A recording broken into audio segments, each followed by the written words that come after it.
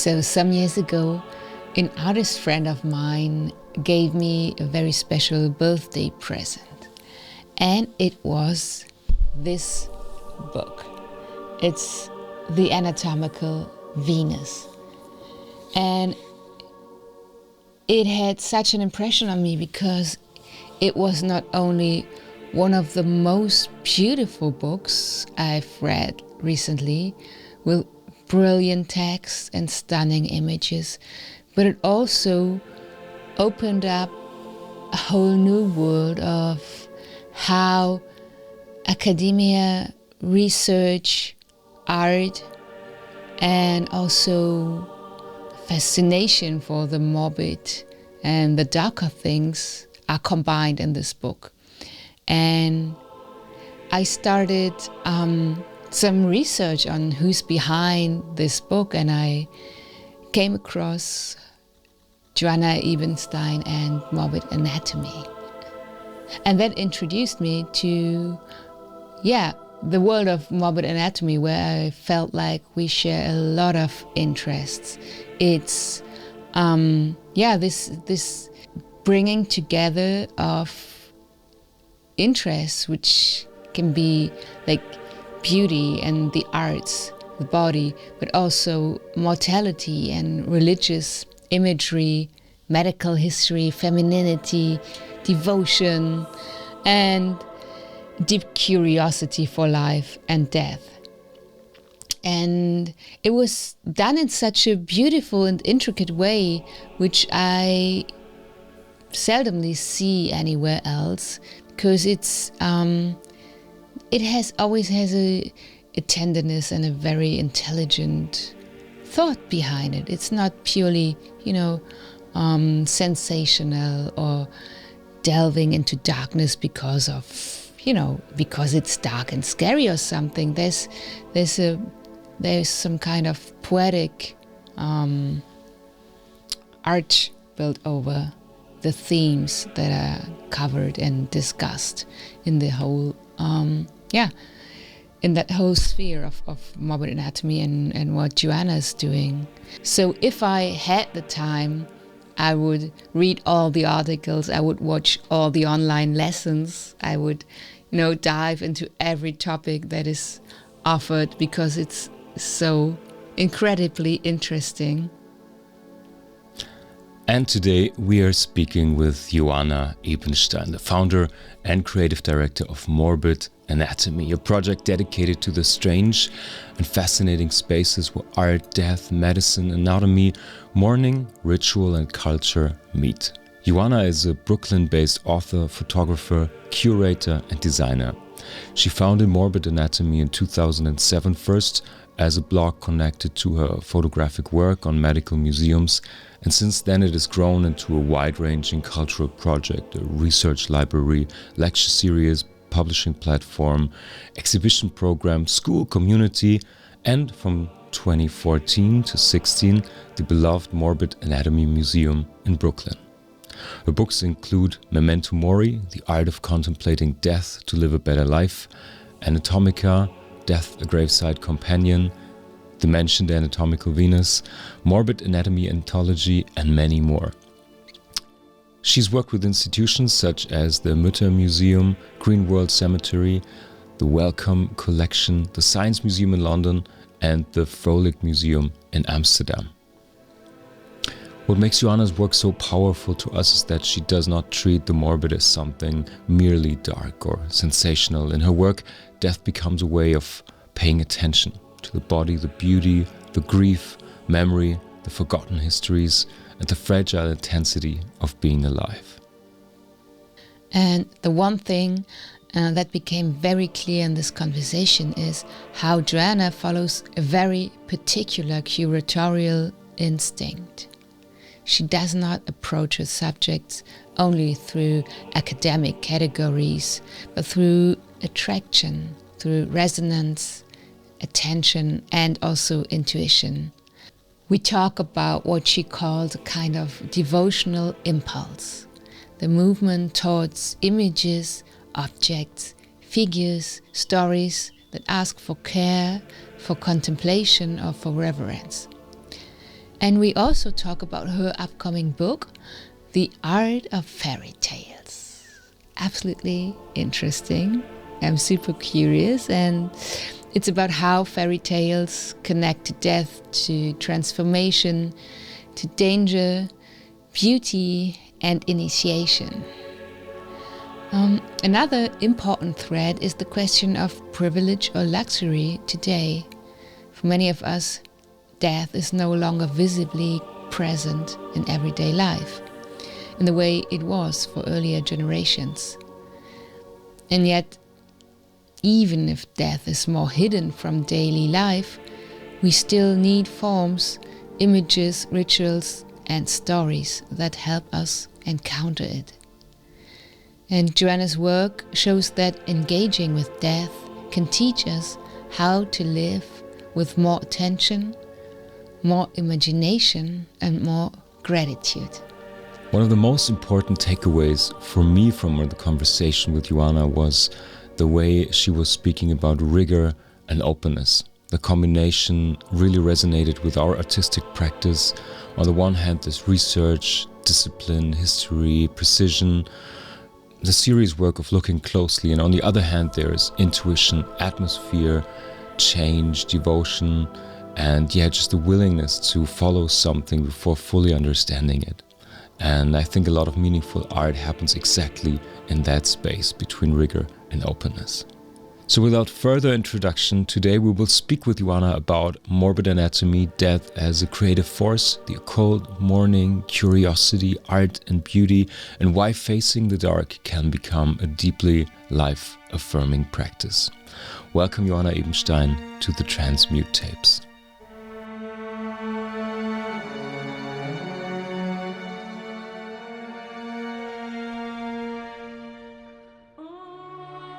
The Transmute Tapes, a Maison Douce podcast. The Transmute Tapes, Maison Douce.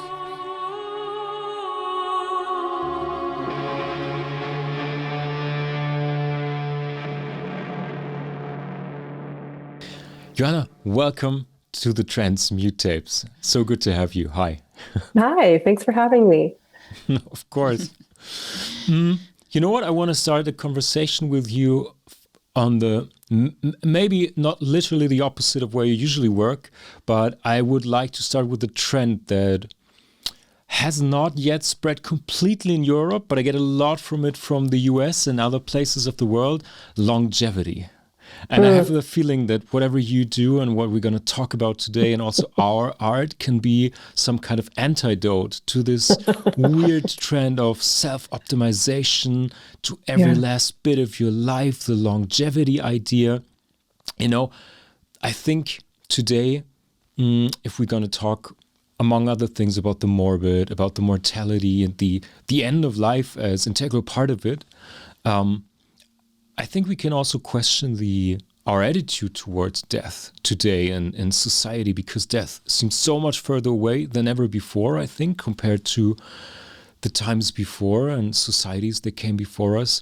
And still, in our opinion, it's the great finale, right? It's the inevitable finish line. And in my opinion, at least, it's the very reason that makes life valuable and existence meaningful, and at the end worth living. So, but that seems, even if I look at the conversation in the US today, that seems to be up for debate. Like there's a big trend not only in longevity, but also like death is viewed as maybe sometimes as kind of a problem that could be solved in even our lifetime. So I'm not going to ask you about your longevity routine, but I'm really wondering how you look at this big trend and if you experience it as some kind of opposite on what you're working towards. Yeah, that's a very big set of things to unpack. And the short answer is yes. I feel, well, the first thing I would say, what I always say to all of my students and in all my books, which I think is so important to remember, is that to live in a time when we could think of death as a problem to be solved and we could deny death, that it could be far from our consciousness, speaks so much to our particular time and place. It is a luxury that we live in a time in which death is not a constant part of our lives. You know, even 150 years ago, life expectancy in the United States was about 40 years of age. People lived in extended families. Old people died at home. Everyone died at home, but you had your elders who lived with you. You butchered your own animals.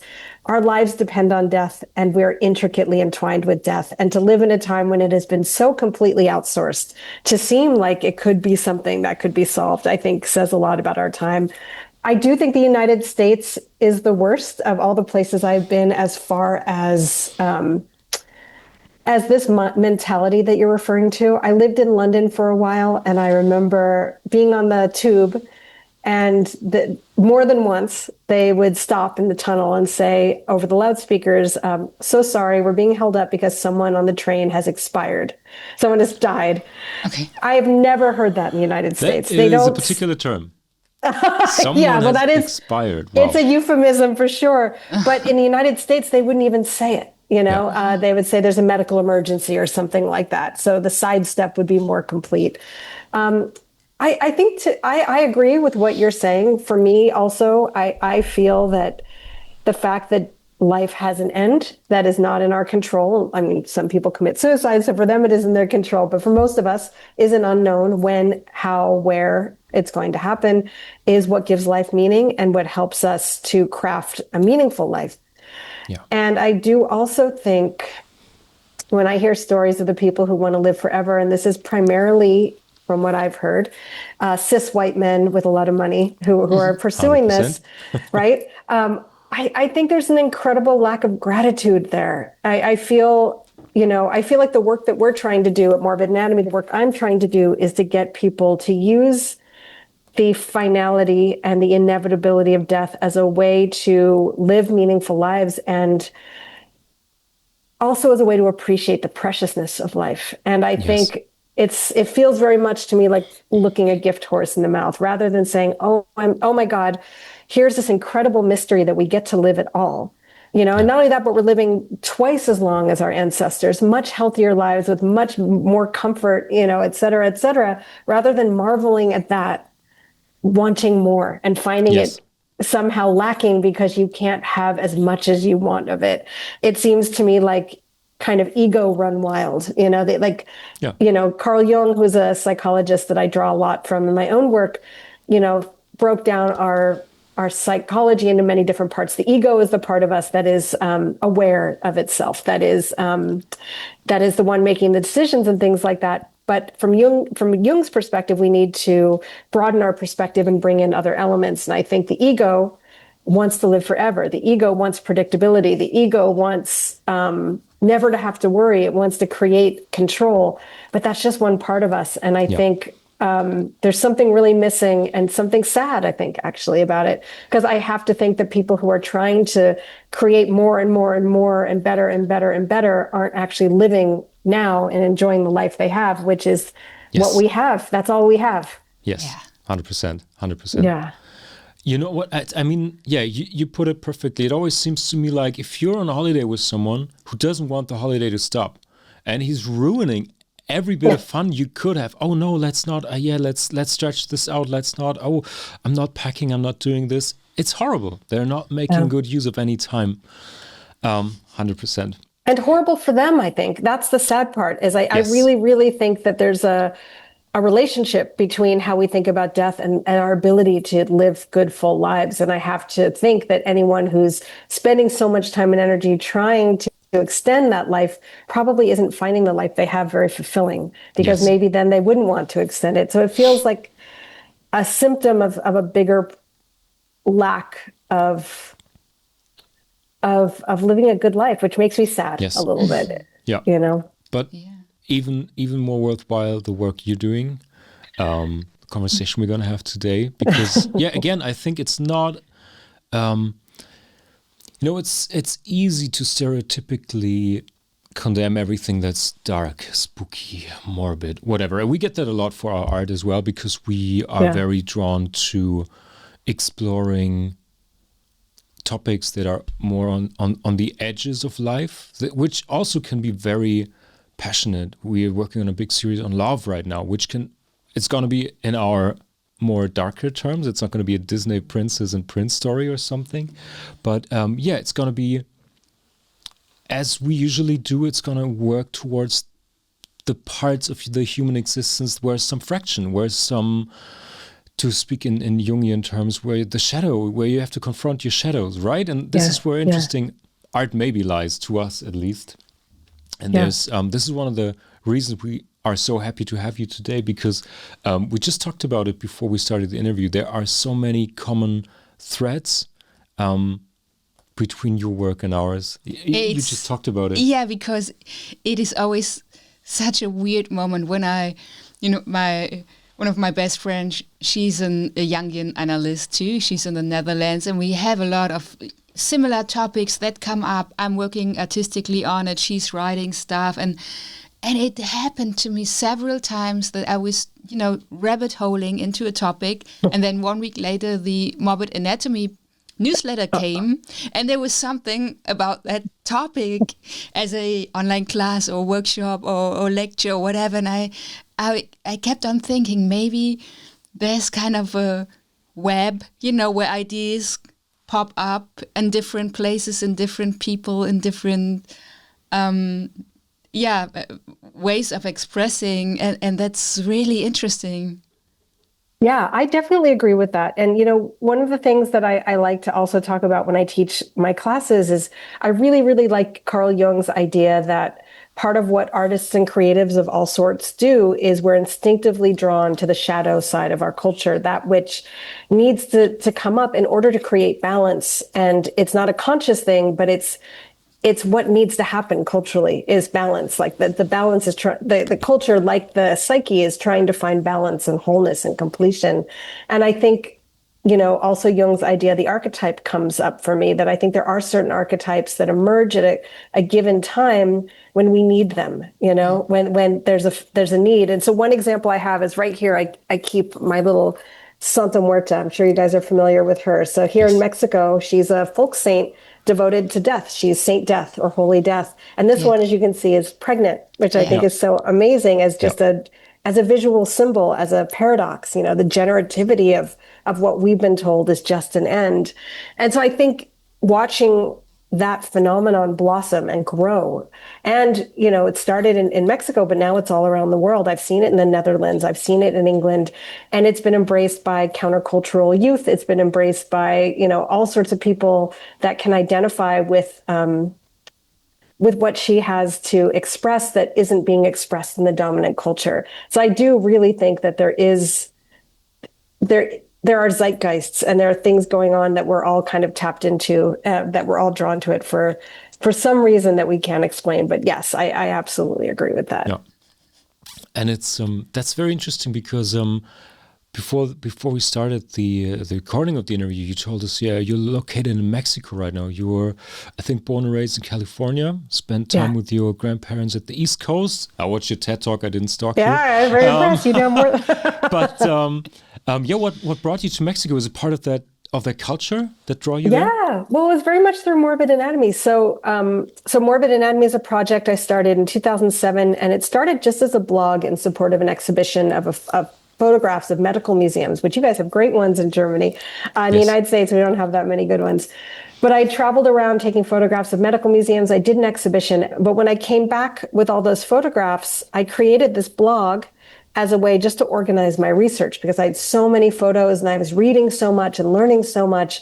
And it just kind of had a life of its own that's led to where I am now. So it started as a blog. Then on the blog, I had a bibliography, and people began to ask if they could access those books. So I opened a library. Then we started doing events. For a little while, we had a museum. And now we're a mostly online institution that does classes and lectures, but also has an open to the public research library in Brooklyn, New York, soon to acquire a big collection of Victorian hair art from Layla's Hair Museum. Wow. 47 pieces. It's going to be incredible. Wow, They're in our storage now. We're going to be installing them and opening this new space in September. And we do trips around the world. So one of the trips we've been doing regularly are trips to Mexico for Day of the Dead. And that's through my friend and colleague Salvador Holguin, who was born in Monterrey, Mexico, and then moved to the United States, was getting his master's in visual culture when I met him in New York. And he started doing Day of the Dead celebrations for us in Brooklyn. But what he really wanted to do was lead trips to Mexico for Day of the Dead. And so once we could do that, we started doing it. Now we've done, I think, 9 of them. And over the course of going on these trips, I fell in love with Mexico very much. And certainly Mexico, I believe, has a lot to teach us in the affluent, industrialized West, a lot about death, but also a lot about life. And I really feel much more attuned to this culture than I do to the culture of the United States. As you mentioned, I spent a lot of time with my grandparents growing up. They were immigrants from Vienna. They were Holocaust survivors. So I have always had old world tendencies. And I think Mexico actually preserves old world tendencies way more than the United States. It's a bookish culture. People go to museums. People care about food and family. It's less than the United States, my experience in the United States anyway, less focused on your work.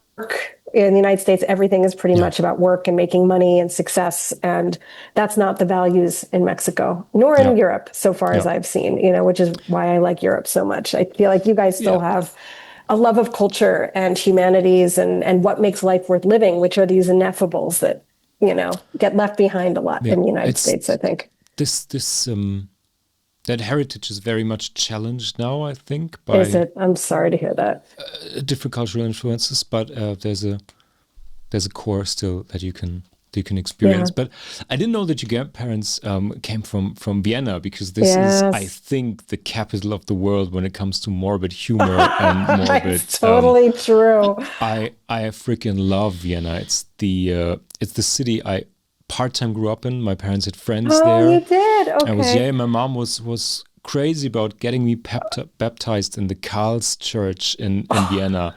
So I have a deep connection to that city. I really love it, and I love their it too. Humorous darkness. There's a saying. Do you know that saying, the difference between Austrians and Germans? No, tell me. Let me get it right in the translation. The Germans say, it's serious. Everything is serious, but not hopeless. And in Austria, people say it's hopeless, but not serious. And that to me is the most beautiful way to put this difference. I really love Vienna, to keep it short. Yeah. I love Vienna too. I really do. I've been there. The first time I ever went, I really felt like it was my homeland. There's something, nice. I mean, it's so beautiful. And that sense of wit is very much in evidence and just beautiful. And yes, the morbidity is deep. We're actually hoping, I'm trying to put together a trip to Morbid Vienna. Nice. So a Morbid Anatomy trip. So I see, talking to you is making me feel more that I need to focus on it. So thank you for that. Yeah, we should join that. 100%. Yeah, absolutely 100%. You should. We'll and this would be great open. to have people in Europe. And yes, we have anyway, we'll talk more about that. Yeah. Good. Yeah. I want to dive a little bit more into your past before we come to founding Morbid Anatomy, because as with everyone we talk to, I think it's so interesting to find where that initial spark comes from. And I mean, you talk about this openly, how you grew up in California, which is so much, at least on the surface, a sunny, happy, easygoing place, right? Yes. But you were drawn as a kid towards everything dark. And you mentioned a children's book where the protagonist dies, which is a weird common thread. I like that. By the way, this is a little anecdote. You probably know this. I didn't know this. We just, a couple of weeks ago, we discovered that there's a very famous English children's book called Wind in the Willows. You probably heard I know of that book, yeah. It's very beautifully, fantastically written in the best possible sense, I think. And I just recently found out that in the very first publishing edition of this book, there's a chapter that's been excluded because it was called blasphemical. It blew my mind because we got our hands on, it's in reprint now, you can get the original version, and there's 2 chapters missing in the regular children's book right now, and one of those chapters is the centerpiece of the whole story. It gives the whole book sense, and I don't want to spoil it too much, but there's Red and the mole, and they're on adventures. And this chapter that's been cut out, they look for a friend's kid that's been missing in the dark, and it's the dead of the night, and they paddle out on their little raft through the river, and they hear a flute noise coming through the grass, and they follow it, and it's a very whimsical, dark, spooky, but also magical atmosphere. And they meet a pagan god, a Pan, that sits in the grass. He plays the flute, and it's a kind of transcendental revelation to these little animals. And he takes care of the little kid, and the kid is okay, and he hands it back, and he makes them forget the encounter. And this is really, it's kind of like, it's a kid's book, I get it, but it gives me goosebumps because there's so much wisdom and such a twist, and that changes to me the meaning of the whole book, and the tonality and everything makes sense. And after the first print run, they cut it out because it was too pagan, too blasphemical, whatever for kids' ears.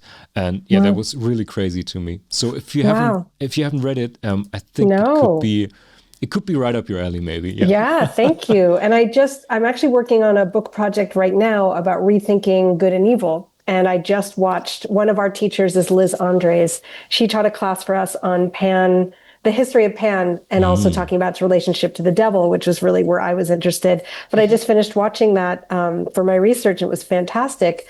And I will pass that on to her too. I mean, she really goes into the death of Pan and how that was played out in the arts and culture. So that's brilliant. No, I did not know that. Thank you. Yeah, that's good. Good. Happy to add a little piece to your fantastic collection.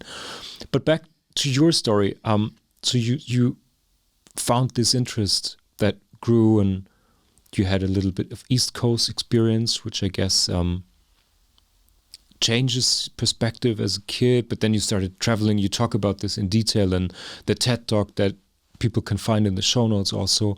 And then you found, like in Europe, old churches, mummified monks in churches. Yeah, and Germany was a big part of that for me, actually, traveling through Germany, and those skulls with the bat wings you see in all the churches. And I had never seen anything like that. And I had studied art history, and no one had ever shown me anything like that.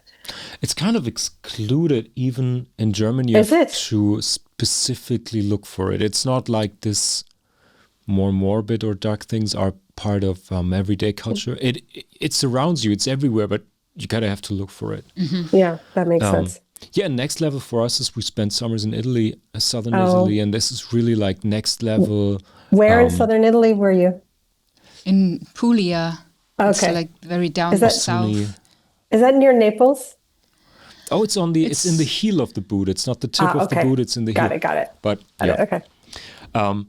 I love southern Italy. We love Naples for Naples is my favorite. I thought so. We have a whole art series. We're going to talk about this later, revolving around the anime pezzentelle. Oh, yeah. You probably know it. But in I think all of Italy, especially southern Italy, you have this intense confrontational therapy with death and everything. Radical Christian, I would say, because they have of course, they have the ossuaries as well, but they also have these purgatory churches dedicated only for purgatory prayer to get people out of there as fast as possible.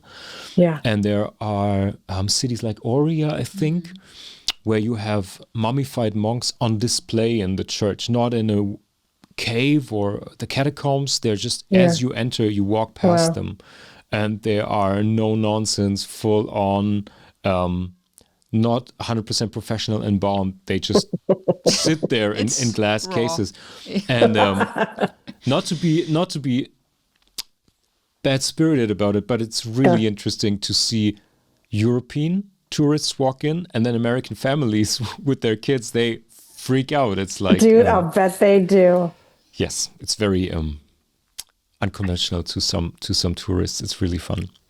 Yeah, but, being in Italy and Mexico and all over, and this gave you another perspective. But I'm really interested, do you remember the moment, and I finally reached my question now, when you realized that your fascination with anatomy, the strange, everything morbid is or could be more than a private interest or private obsession. What was that moment like? Well, what happened? So I've been interested, as you said, in this stuff all my life. I think part of it too has a lot of overlap with the sciences. You know, when I was young, I wanted to be a veterinarian or a wildlife photographer. So I think there's a natural bleed from a love of animals, first of all, to then an animal dies. And my dad bought formaldehyde because I love natural history museums. And so I'd keep my animal, dead on the shelf. My friends did not think that was so cool, but I come from a family of geeky scientists. So we were okay with it. But I had just been mocked, in a loving way by my friends my whole life for this. And then when I moved to New York City, I remember Friendster. You probably remember Friendster. So through Friendster, I went on a Friendster date, and the guy took me to this shop in New York City called Obscura Antiques and Oddities. And it actually made me feel uncomfortable because it was filled with things that I loved, and I'd never seen that before. I didn't even know there was anyone on Earth. I didn't know this was a thing. I just was drawn to it. And one of the proprietors of that institution, Evan Michelson, is now one of my closest and dearest friends. I've known her for many years. We've traveled around Europe looking at bone churches and all sorts of things. And so it was meeting her and seeing their store in New York City, which was already when I was in my 30s. So I didn't find like-minded people until my 30s. And then there were a whole group of people that kind of revolved around her shop, and I got to know them. And then I started doing Morbid Anatomy, which now I feel it almost is shocking to me that there was a time I didn't know like-minded people, because now I'm so immersed in a world of like-minded people that I forget that a lot of people don't think this stuff is still weird and creepy. Sometimes, for example, when we met a family down here in Mexico, we were having dinner, and I said, "What do you do for a living?" And suddenly I was like, "Oh, okay. So do I lie? Do I tell them about Morbid Anatomy?" And I told them, and I just watched their face go from a smile to a look of aghastment, So I luckily am protected from that most of the time now, because I'm part of a world of people that find this stuff compelling. But certainly it took me a while to find my group. I think we can relate. Yeah, absolutely. But you can. If you say, we do art, and then you think of, I don't know, little happy Twombly flowers or colorful palettes or whatever, and then you get confronted with, needle-felted portraits of deceased people, and all of that. We maybe dive into that later. Ghosts and everything. And yeah. You get mixed reactions, to say.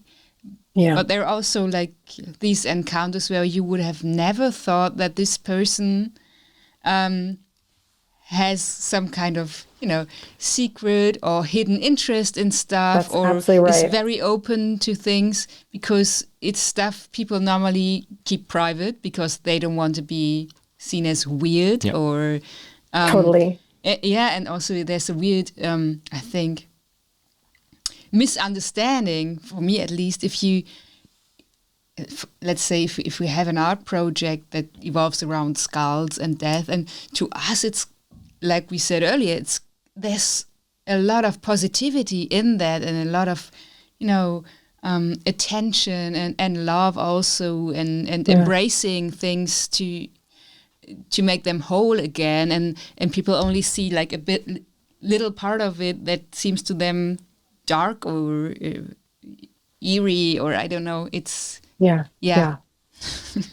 And I do find that sometimes even people that might not like the aesthetics of this stuff or be drawn to that, if I mention what I do, a lot of people will talk about death or grief in a way that I think they can sense right away that we're people they can talk to about that.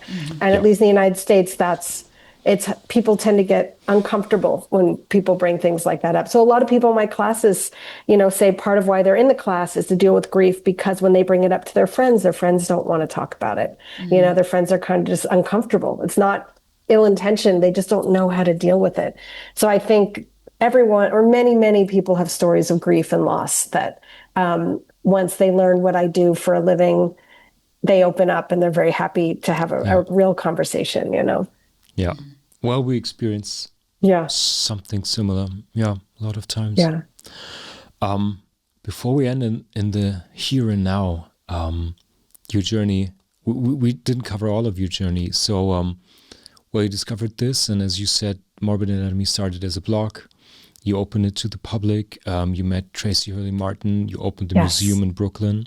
Yes. And I mean, the story goes on up until now. We're going to get to that in a moment. But I think what you said, you found you didn't say your tribe. We always say we found our tribe of people, but you found like-minded people. Mm-hmm. And also, I think a giant part of what you do and what you do so incredibly well and inspiring is curating. From people giving lectures to literature, visual art. Can you guide us a bit through the process and your thoughts of your whole curatorial process? Because, I mean, there's so much knowledge, but also I think a lot of gut and inspiration involved in this, because you have such a wide spectrum of topics and people and forms of expression in art that you work with, that there must be some form of curation guideline that you can trust. It's nice that it seems there is one. I would say it's very instinctive, like Morbid Anatomy's growth, as you said, it started as a blog, and then we had, we started an event space, then we had the museum with Tracy Hurley Martin. Once we had the museum, we really had we had a space to fill. So I don't know if either of you visited, it was a 3-story building. It had a basement that was a dedicated event space. And literally every night we did events. So that's when things really ratcheted up. But I would say, well, I'll go back to the first event we ever did. So before I had the event space, I had met, there's a very famous medical museum in the United States called the Museum in Philadelphia. Maybe you've heard of it. It's the most famous that we have in the US. It's fantastic. And in New York, I happened to be introduced to a woman who had been intimately involved with the creation of these calendars. So they had commissioned fine art photographers to come in and take pictures of the displays. And those calendars were sold all around the United States. Someone bought me one for my birthday one year, which is how I learned about medical museums and the Museum. And it just blew my mind. And I moved to New York and I met this woman. Oh my God, I can't remember her name right now. It's been a long time. It'll probably come to me. She's fantastic. And I was so excited to learn from her about how these calendars, it was basically her idea to make these calendars. She oversaw it. She works for a company called Blast Books. Laura Lindgren. So I invited her to give a talk. I thought I personally love learning through pictures and words. That's how I like to learn. I loved sitting in art history classes and just watching these incredible images and getting, learning in that way. That's how I like to learn. And I knew that probably a few people would come. And so I asked the gallery next door if I could do it in their space, and they said yes. And I was shocked when I was standing and just looking around, and it was standing room only of people that wanted to hear this. And she gave a fantastic talk. And I turned to my friend, James Walsh, and I said, James, this is something to pay attention to. Like, we're not the only ones who want this. I kind of thought this was just a geeky interest of ours, but no, there was a real hunger for it. And that's kind of how we started doing events in the first place. So it was something I did because I wanted to see it, but I really noticed that I was not the only one. And so then we started to invite, I had a really good network by then of medical historians and people that run medical museums just from all the work I'd done. And everyone comes to New York City. So when they came, I would invite them to give a talk, and no matter how weird, whatever their area of interest was. And then we started a space opened up in the same gallery space that I had the library, and it was $800 a month, which is way more than I could afford. But I thought, okay. Because I'd already done a few lectures, and I said, is there a way that we could use this space for lectures? And I said, okay, if we divided the space between 8 people, so each paid $100 a month, it could be like a cooperative.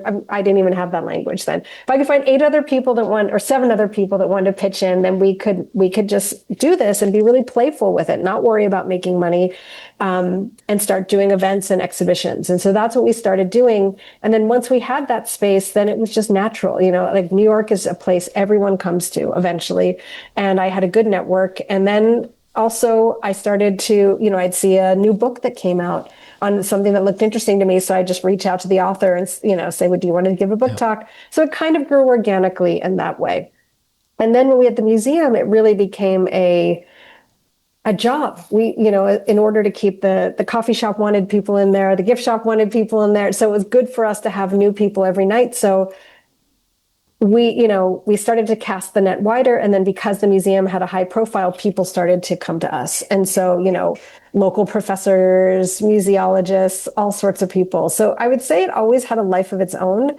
And I would say that I have always been personally interested in learning from other people. And when I find people doing good work, it's my natural impulse to ask them to do something. I never really think about it. It's really personal. It's like what excites me or what seems interesting.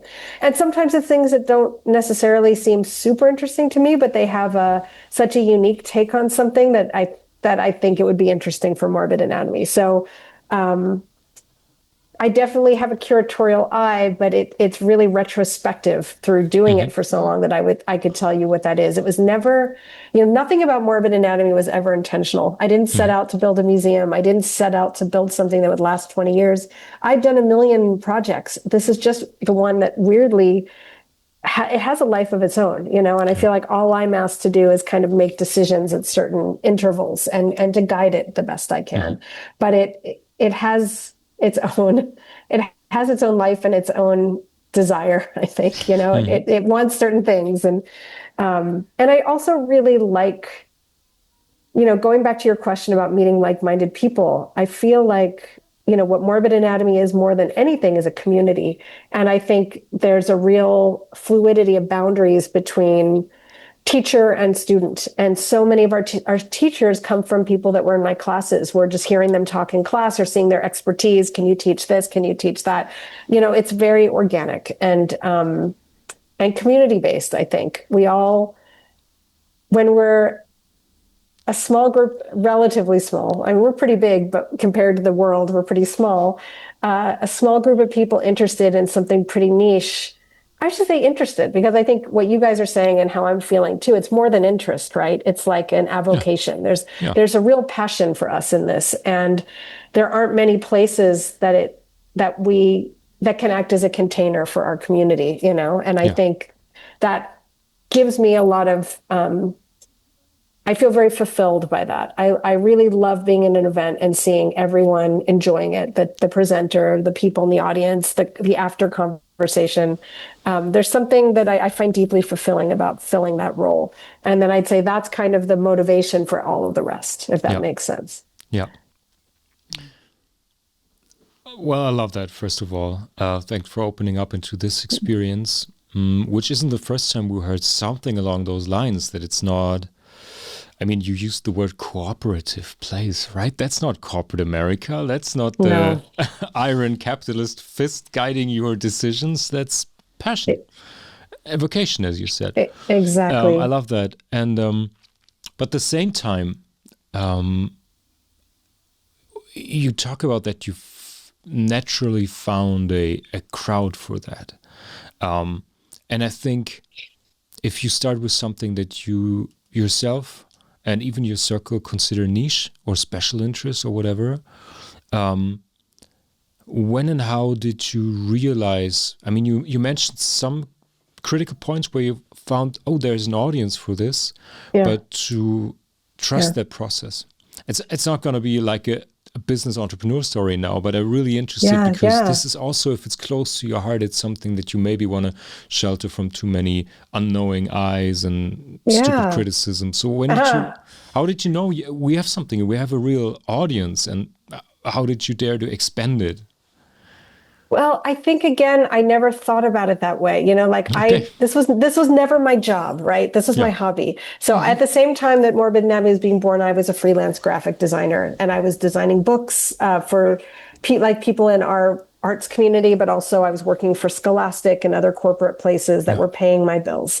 So that's number one. I never thought about this as something to make money at all. I really just wanted to cover my costs. I wanted to pay for the rental of my spaces. That was it. I would say, there were a number of times that I realized that there was a momentum that I hadn't expected. And I will say, I always like to say to people who are developing their own projects, I did so many things looking back that were not successful, things that were much more cynical, or I should say cynical, things where I had a vision and I pursued a number of steps to like reach that vision. Just didn't pan out. But that's not ever what Morbid Anatomy was. Like when I created the blog, I tried to create and I think this is useful for creators out there.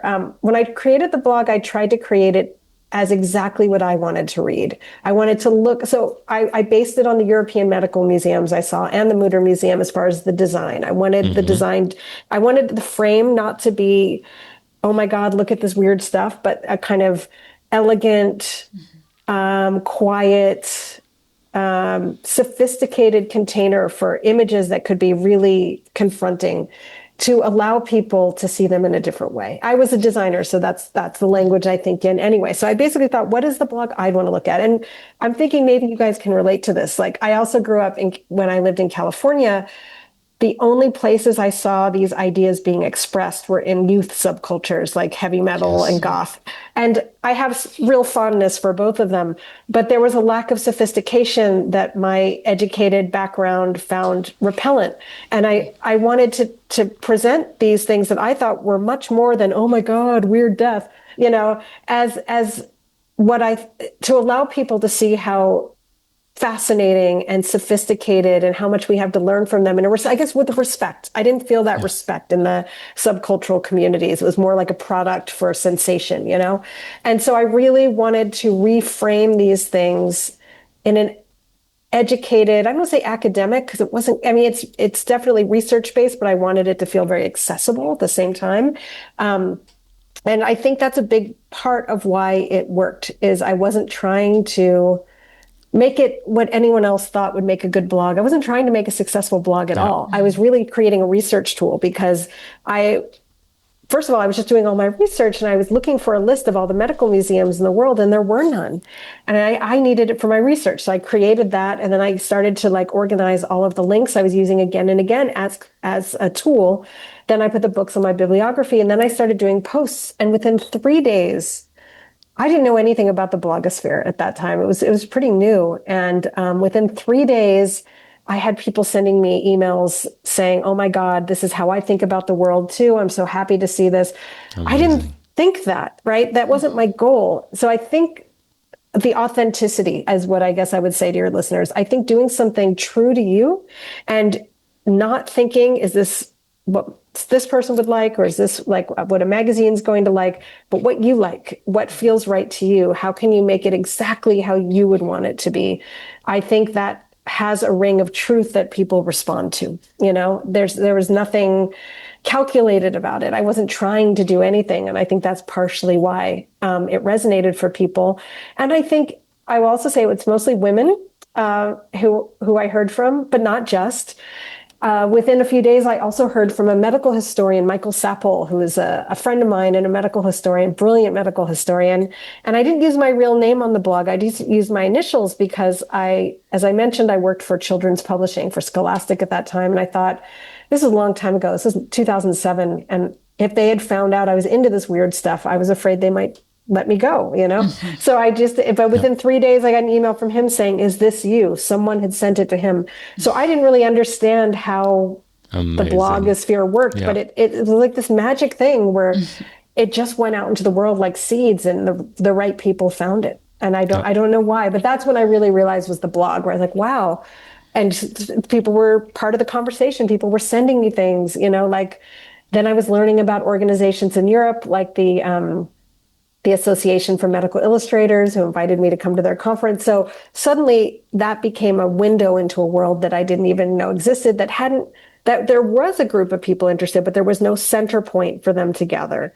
And then it became that center point, I think, if that makes sense. Yeah, 100%. And so that was the first time I really realized there was an audience. And then I would say that night doing the talk for our group. And then from the very beginning that we launched our cooperative gallery space, which was called Observatory. And I should say, people in that group went on to found Atlas Obscura, Phantasma Files. So it was a really great incubation space for other projects.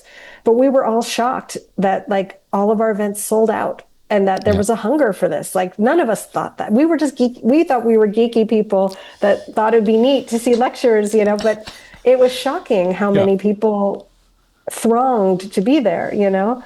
So it was right away, weirdly. I love that. Yeah. And did you, last question about the more structural part of it, but I'm really interested. I mean, that's when you started. Today you offer so many things. You have a shop, book recommendations. I mean, you can book courses there. Is this something that you also just let it come and grow? Or did you look towards other,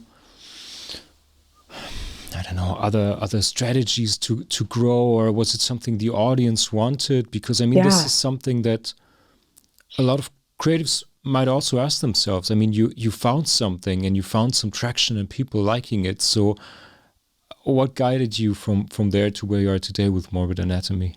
It's totally personal. It's like what I want. And I guess going back to, you asked a question earlier that I didn't answer, but like, how did I come to trust my own instincts? I think at this point, I just we started small, right? So our original room seated 40 people. And I thought, you know what? I now trust that if I like something in New York City, we're going to be able to reach 40 other people that like it too. It's just like, it's a big city, right? It's a city that brings people from all over the world. And since then, since doing things online and you know, we've been developing a mailing list since 2007. So we have a really good way to reach like-minded people at this point, and our social media. And I mean, my instincts are not always correct. There's things that I think are great that we have to cancel the class because not enough people sign up. So it's not like it's foolproof. But I think I've come to the point where I trust my instincts, that I pretty much have a sense that if I'm interested in it, other people will be interested in it too. And that's it. I just follow my own passion. But as far as the school, that was something I wanted to do for a long time. And until this was one of the silver linings of the pandemic for us, because a lot of our audience and our teachers are in other countries, like yourself. And Eleanor Crook, who you might know, she's one of my best friends, who's also one of the most talented artists I know. She'd been teaching classes in the UK, and I was like, oh, yeah, we were trying to plan it. Like, how could I afford to bring her to New York? Or how could I afford to bring a bunch of students to the UK? And then suddenly we had Zoom, and suddenly everything went online. And that was such a gift to us, because then Eleanor Crook can teach classes, and so can I, and so can this person. And so I'd wanted it to be a school for a long time because I love education. I love learning things in a fun, accessible way. And I am very attracted to people who know a lot, especially, I would say, scholar practitioners. They're my favorites, or collector scholars, you know, the people that have a more embodied understanding, augmented by an academic understanding. I love learning from people like that. And even when we curated exhibitions, those are the people I lean towards. By necessity, we were never an accredited institution. So when we borrowed objects at the Morbid Anatomy Museum, we could only borrow from private collectors. But I found that private collectors knew as much, if not, I would say more than academics, as just through their passion. They had learned so much. And so not only were they incredibly generous and wanting to share their beautiful objects and allowed us to house them, but I learned so much from them. And so I think,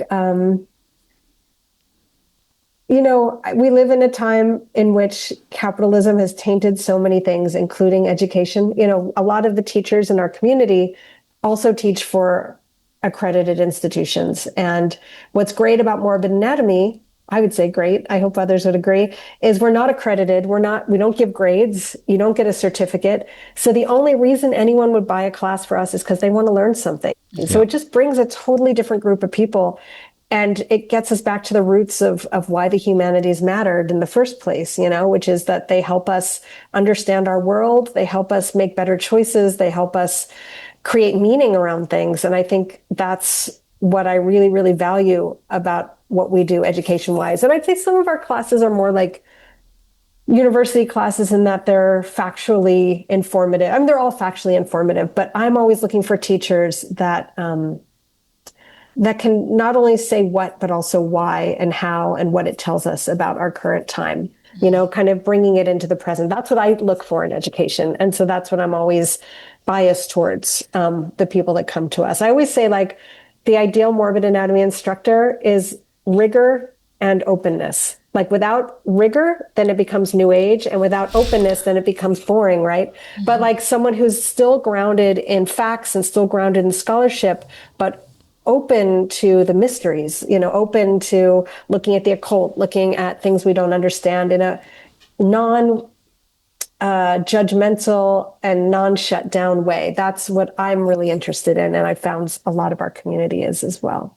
Yeah. And that's so unique, this approach, because I haven't found anything similar. It is this particular combination which makes it so unique. And so, I would book every online class if I had the time. Too. Because it's also absolutely interesting, and it gets me curious about everything that is mentioned there. That's such a cool thing. Yeah. Well, that's how I feel too. And I've always said my retirement plan is just to watch all of our old classes, because I love that. Yeah.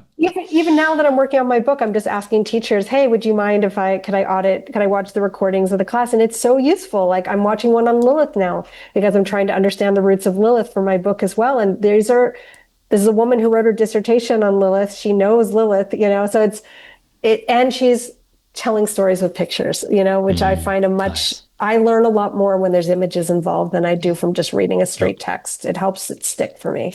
So, I'm so glad it resonates for you guys too. It definitely resonates for me. And there's more stuff coming. And that's the great thing, is now we have so much momentum that we're starting to hear from teachers we've not worked with before, and who are coming to us now and wanting to teach, who are fantastic. So we have someone who just joined us who's at the Joseph Campbell Archive and has worked with that collection, like just incredible people who know so much about these topics. And, going back to Jung, I feel like Jung is someone else who combined rigor and openness. And so I feel like it's very much a Jungian approach. What I found in Jung, and the reason that I was so attracted to Carl Jung over Freud, for example, or many others, is that he was really, really totally open to the phenomenological realities of the world, and a very serious, rigorous thinker, who could also had a lot of clarity between like his own experience and what he could conjecture based on that. And that's, and also his seeking, as we were saying right at the beginning, for wholeness and for meaning. And I think, that when I read his book, Man and His Symbols, that totally resonated for me. I just felt when I read it, someone gave it to me, a good friend, and I was like, oh, this is how I think about the world. It's like someone way smarter than me who thinks about the world in the same way I do. And I think his lens is the most useful modern lens for looking at this material for me, Yeah, 100%. And I will say, I tried normal academia. There's a few times that I've thought about going and getting a graduate degree. And each time when it got to the point of committing, I was like, I don't think I want to just drill deep down into one thing. I'm more interested in breath and how things connect, which is a very different, I guess, a more curatorial approach. I like how things connect. I don't really care about knowing everything about one single object, And on that note, my first book that I wrote was about the Anatomical Venus, which I'm sure you guys know. It's for those who are listeners who might not, she's a wax model, life-size wax model of a naked woman that can be dissected into many pieces. She was made in 18th century Italy. And when I was studying that, and I read everything, every single thing in English that existed on her, I knew as much as anyone did, probably.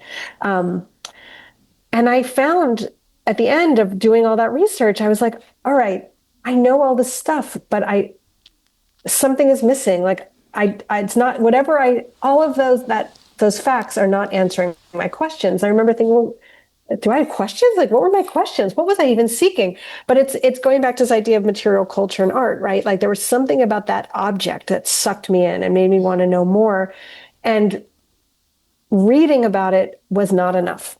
And what was more useful was going to southern Italy, but not just so, but going to Italy and looking at the churches and museums and starting to see the context in which she was created, which no one was talking about in those academic papers. Like suddenly when you see what you guys were talking about at the very beginning, like a preserved priest in a church, and you realize that there's this rich history of preservation and modeling the human form in Italy, it makes so much sense. And of course, they're going to create the Anatomical Venus, but you need to go there to see that. But I would say the other thing that I ended up doing was going back to Carl Jung. I hadn't read him in a long time.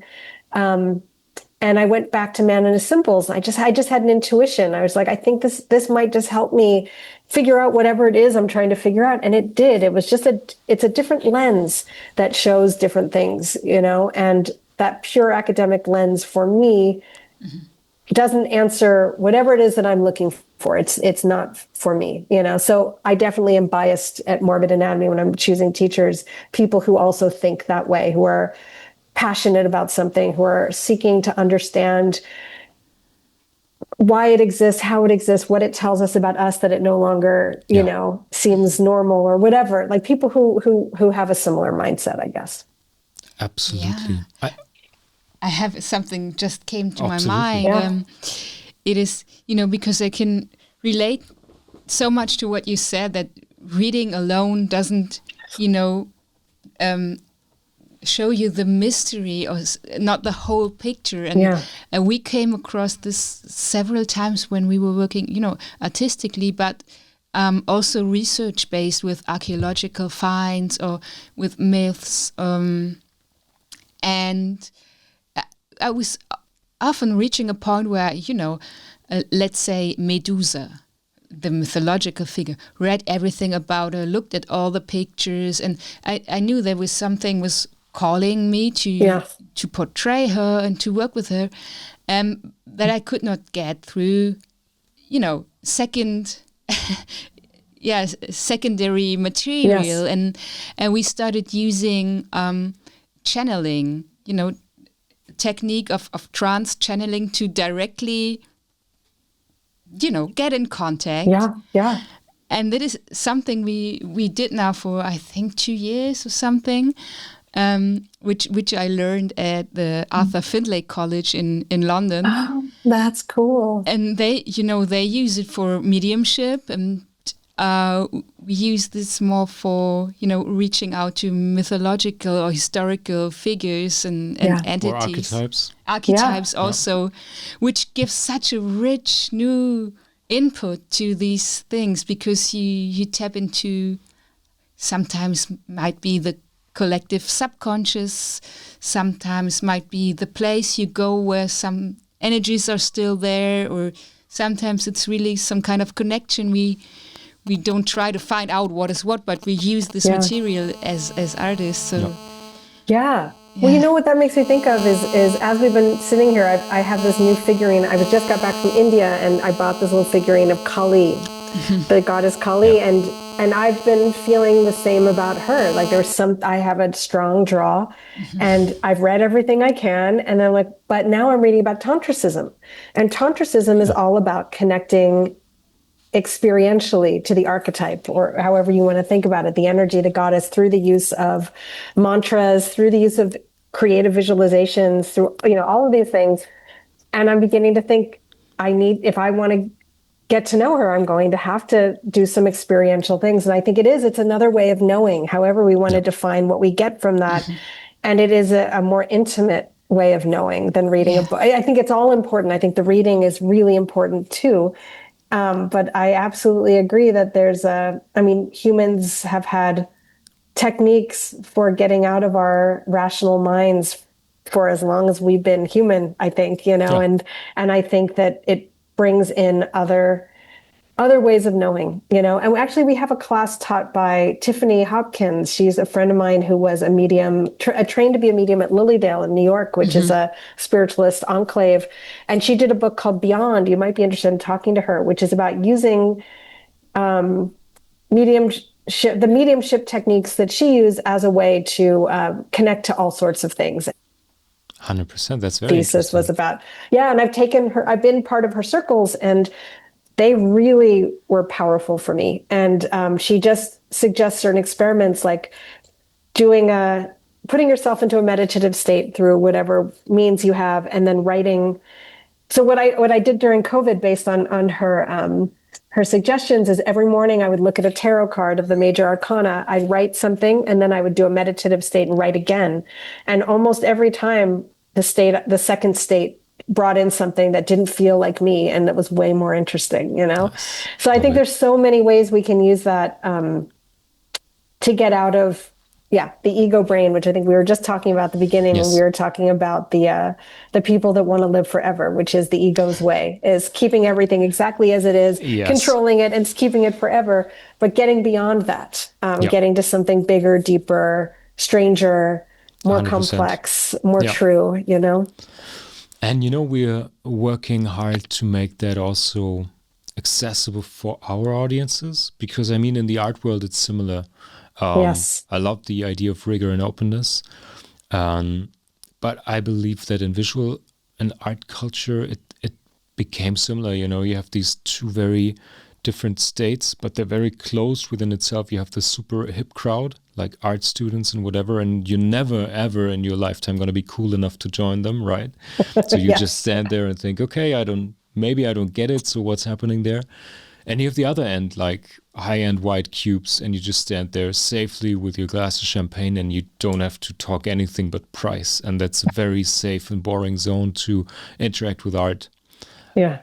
Maybe a bit polarized, but you know what I mean. I do, so very much. We started to include, performances and things that challenge the audience. So, coming to one of our opening nights, you can't be sure that you don't have to interact with some form of art or performance or chant or channeling or being painted with ash or getting fed a Hauss or whatever happens, And this is, I really, really enjoy this because it pushes people sometimes willingly out of their comfort zone if it's a more intimate thing and you promote it like this, or sometimes big openings where people expect to be very comfortably in a gallery opening, and then there's something interactive and they have to face it, and it's really interesting what happens there. And so I get your idea, and I really like this. But before I let you go, I need to dive a little bit into because you just talked about art and the visual aspect, and I think everything you contemplate about it can be a spiritual, psychological practice, but also an artistic practice.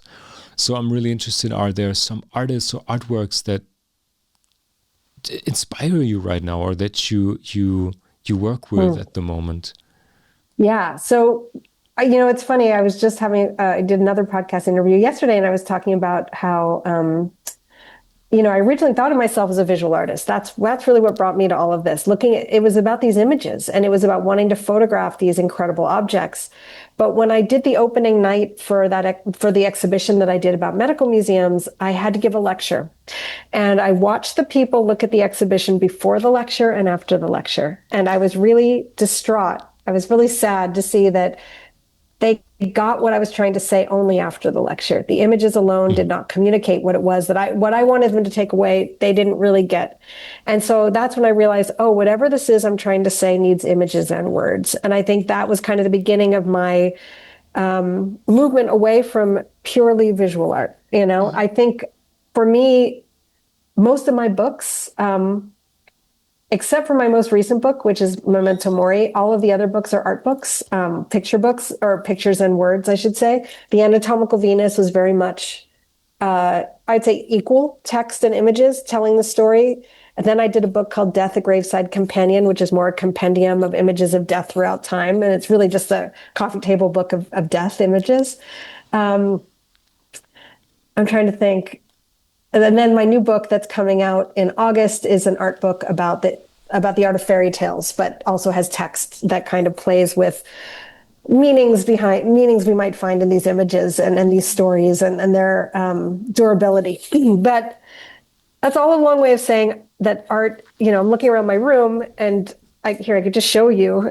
This is my office, this is what I surround myself with when I'm looking for inspiration. Is I've got, my Santa Muerta, my collies, all my little objects. And I live with these objects and I move them around, and they more than inform what I do. So I think I always am kind of working in images and words as I'm developing projects. And then it takes whatever form I think is the best way to express that. But as far as what's exciting me artistically now, I have to say, going to India really changed how I see things. And I had never liked Indian art particularly before. It was never my thing. But learning more about the culture and seeing well, going back to Southern Italy, one of the things that's great about Southern Italy, that I love about Southern Italy, that it shares with Mexico, is this devotional impulse that expresses itself in material culture, right? So all the ex-votos and the processions and I love it. I'm not Catholic, but I just love it. It thrills my heart. And these religious figurines like this Kali that I showed you, I just love them. But what I loved in India is it made Naples look like the Netherlands, as far as like the exuberance of material culture. It's people, the way they talk about these objects. I'll hold Kali here because I think it helps have an image. Like you see these figures everywhere, but they're covered in garlands of flowers, and people are putting this colored paste on them. And you're going to a temple to touch the object, the idol. And the idol is not seen as just an object. It is seen as a manifestation of the God. It is containing the God at that time. And what really spoke to me was when people go to a temple, they're not going just to pray, as I think they might in the Catholic tradition. They're going to experience what they call darshan. And I think this is such a beautiful concept. So this idea of darshan is the simultaneous act of seeing the God through the idol and being seen by the God. It's an exchange. And you feel it.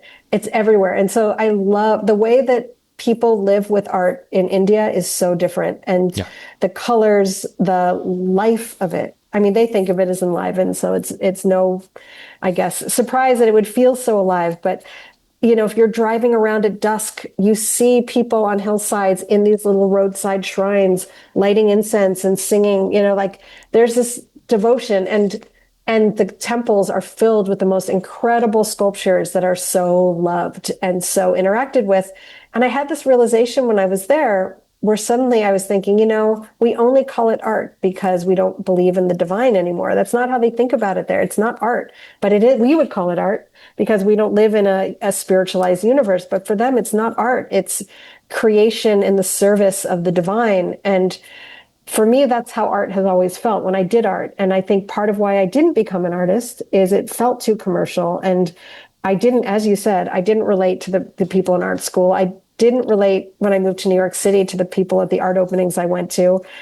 I really love art more as what I think other people would call craft, in the service of something else. Art that's about beauty, very old-fashioned ideas that aren't really contemporary ideas about art, but kind of art as spiritual practice, as you were saying, and as sort of devotional practice, basically putting all this energy into something that you love for no outcome except the love of it. And to that, I haven't really talked to many people about this, but because you guys are interested in this, another idea that I've been wanting to manifest at Morbid Anatomy for a long time that we're just starting to think about how to do is what I call Morbid Anatomy Art Academy, which will be an art school that enshrines all of these ideas we're talking about. And that has a different core curriculum that's more like looking at artists like Hilma af Klint or these artists that worked with channeling or getting out of the ego self in various ways, women artists, indigenous artists, et cetera, et cetera, et cetera. And also at a time when AI, I think, is starting to make us think about what matters about art. For me, what matters about art is that it's a way to engage with a love of the world and a way to it's a way of learning about yourself. It's a form of self-expression. It's learning about the materials. So bringing it back to all of these things and taking it away from commerce, taking it away from a finished product being perfect, and trying to create a space that also draws on what I learned in India about, I was thinking a lot going to these ashrams, which are, ideally religious communities, but a lot of them are also centered around aesthetics. So I went to one when I was in Pondicherry that was amazing, where this painter had moved to India and created a utopian community at the center of which is this giant temple with a sphere, like a crystal sphere. And you sit in that room and you don't close your eyes and meditate. You stare at this object and you feel what it is. And then each room, she has a bunch of thematic rooms that come off of that, which are things like, I can't remember what, like peace or love or whatever, but each one has a visual object at its center and color. And so there's a way of incorporating aesthetics into something else. And I think that's what I'd really like to create a space for, to create the art school I wish I could have gone to. If art school had been like that, I would have been there in a second. But it wasn't, as we know, and everyone I know who went to art school is just like, oh my God, so bringing a bunch of people together who hated art school or wished it had been otherwise, and people who love art. And you have to recover from art school, I can say. That's what I've heard from everybody. And I'm kind of glad I didn't go, because I get to still love art. You know what I mean? But that's what only because you've been asking a lot of questions, that's my next big idea, is trying to create and making it affordable also. So just like we really try to keep our classes affordable. Morbid Anatomy is not about making money. It's about just sustaining itself. On that note, we're becoming a nonprofit this year as well. So we've always operated like a nonprofit, but now we will officially be a nonprofit. So again, I want everyone who works for us to have a living wage. And beyond that, the rest of the money just goes back into Morbid Anatomy and helps us develop new programming and new things to serve the community. I love that. That's so good. Well, thank you for giving us a glimpse into the future.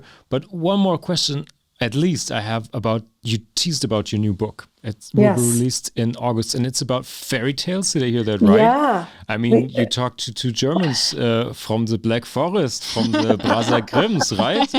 We have to touch on that for a bit real quick, if that's okay with you. Oh, it's my pleasure. It's a book that was really exciting to do. It was a publisher I'd worked with before, and weirdly, someone else had proposed it and then orphaned it. They didn't want to do it anymore. And they came to me and said, I know this isn't exactly your thing, but would you be interested? And actually, it is my thing. And when I was in high school, going back to art, I wanted to be a children's book illustrator.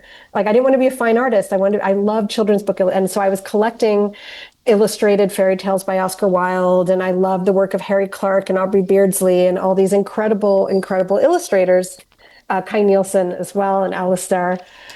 So it's something I knew a lot about and I really loved. And so I was given the opportunity to curate. It really was a curatorial process, because as you know, being German, being part of this tradition, there's a million times 20 illustrations of fairy tales. So really what I tried to do is just choose the stuff I thought was interesting. We couldn't just use the same artist over and over. So we had to limit our Arthur Rackhams. We had to limit our Kai Nielsens, unfortunately. And then we were also limited by budget. So as any curator knows, there's these practical concerns that kind of keep you grounded. But within those constraints, I think it's a really fun book. We organized it into thematic chapters. So there's fairies, monsters, witches, and dangerous women. So we really lean into the macabre elements as well, as you would expect with me. Mermaids and hybrid creatures, but there's also children, heroines, happily ever after, or not wonderlands. And talk about inspiring art. It was such a wonderful world to immerse myself in for a long period of time. These are some, I was thinking a lot too about being an artist in the golden age of illustration, which is like the late 19th and early 20th century, and how most of your jobs would probably be like a travel story or, a story of a get rich quick or whatever it was, but then being given a fairy tale, and how one can use your skills and your imagination in order to create these other worlds. And that's what I really see in these images. And I feel anyway, such a sense of longing in these images too, for something that is being lost, I think, at that time, this connection to, I think a desacralized form of the divine is how I see it. And I think going to India really, really hammered that home for me, seeing how similar their divine figures relate to stories that we have in fairy tales. You really realize that the stories are quite similar. It's really just how we see them. They wouldn't call it a fairy tale. They would call it a true or a mythological story about their god. And I think in the 19th and early 20th century, when these images were being created with the Industrial Revolution and more people moving to cities, and this world that we're living in was being born and solidified at that time. And I really feel a sense of longing and loss in this artwork. So I think that they're just really beautiful, wonderful, amazing. I could talk forever about the art of fairy tale. I just think it's the best. And Grimm's, of course, are talked about in there and as being very important, which they were. And I just think it was, they're wonderful stories and wonderful images. And so that comes out this August with Thames and Hudson. With Lawrence King. It's called The Art of Fairy Tales. The Art of Fairy Tales. And we'll be doing a free online talk through Morbid Anatomy in September. It's not on our calendar yet, but it'll go up. And I'm hoping there is in London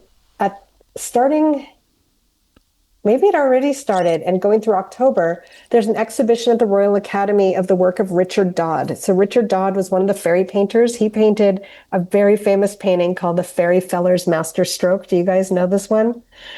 Queen wrote a song about it called the Fairy Feller's Master Stroke because they loved it so much. His story is amazing. He was a preternaturally gifted artist who went to art school when he was quite young. And then he had I guess we would call it a psychotic break. He was a painter on a ship going into Egypt in the Far East. And he began to think Osiris was talking to him and giving him directives. And he came home and his father didn't want to have him institutionalized, so was taking care of him. And he killed his father in a park because he thought his father was possessed by the devil, got sent to Bedlam and a variety of other mental hospitals where his therapist encouraged him to paint. And he did this incredible painting there called the Fairy Feller's Master Stroke. For those of you out there listening, look it up. It's on the Tate website. It's in the incredible. Show notes also. Okay, perfect. And you can look at it quite large. And I really encourage go full size and scroll through. It's eerie and otherworldly and strange and amazing. Anyway, they're doing a retrospective of his work. And if I can do an event in tandem with that, then hopefully we'll do a London book launch as well. I absolutely love that. I can't wait for the Art of Fairy Tales. I hope you enjoy it. I'm forward to that book. I love it so much. I hope you enjoy it as much as I did. I'm pretty sure your work inspires a lot for us. It informs some new topics. It inspired us to check out the Anatomical Wax Museum below Palazzo Pitti in Florence. How amazing is that one, right? That Venus is my favorite, probably the Venerina. Yeah. I mean, that's a whole podcast for the art of how they display it, how much love and care and the weight of that place and the beauty of it. Yes, 100%. That's one thing I love about Italy is I feel like they really understand their heritage and really care about it. Yeah, really take care of it, which I appreciate so much. They do, especially especially in that place with all the not only wars but people trying to put it down. Cancel the whole thing because it was too morbid, too whatever. It's a special place. Big recommendation for anyone. Fantastic, Joanna. We don't want to take too much of your time. I think we're 10 minutes over already. Okay. Thank you so much for taking part in this. You covered a lot of what I usually ask at the end of the interview, your recommendations, what we can look forward to.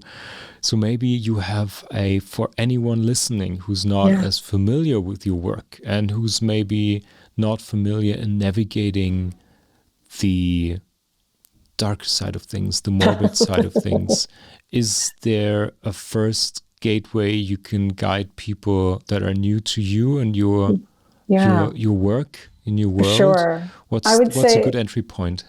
Morbidanatomy.org is where you can join the community. We also have a Patreon, which has articles every week. We also have a backlog. Ever since lockdown, we started doing an online lecture series. All of those videos are archived for $5 members, $5 a month members, and we have almost 300 now. So if you want like a quick study and getting up to speed with Morbid Anatomy, join our Patreon, which is patreon.com/Morbid Anatomy. At only $5 a month will get you access to most of the content. And then there's the higher levels for other things. But there's articles, illustrated articles, interviews, virtual tours of museums around the world, all sorts of things. And definitely, if you're looking to meet like-minded people, these are great resources as well. Because if you're out there and you're listening to this, there are a lot of us out there. You'd be surprised.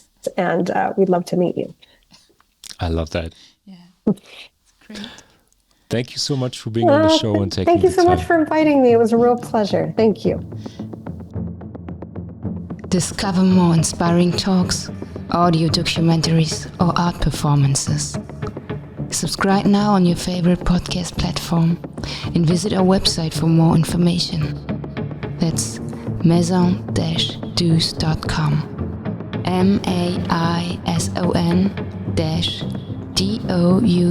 maison-douce.com.